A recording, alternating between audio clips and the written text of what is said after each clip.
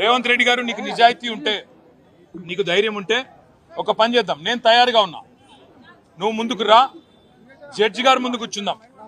ACB judge అయినా, high court న్యాయమూర్తి గారైనా, లేదా మీకు ఇష్టమైన న్యాయమూర్తి ఎవరి ముందైనా కూర్చుందాం. ఈ కక్ష సాధింపు విచారణ మంచిది కాదు.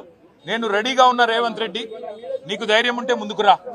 నీ జూబ్లీహిల్స్ ప్యాలెస్ లో అయినా సరే, లేదా న్యాయమూర్తి ఇంట్లో అయినా సరే, ఏసీబీ న్యాయమూర్తి ఇంట్లో అయినా సరే, కోర్టులో అయినా సరే, లేదా ఈడీ ఆఫీస్లో అయినా సరే, ఎక్కడైనా నేను లై డిటెక్టర్ పరీక్షకు సిద్ధం.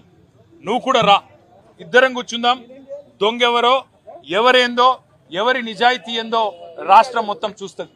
నీకు ధైర్యం ఉంటే వెంటనే నిర్ణయం తీసుకో.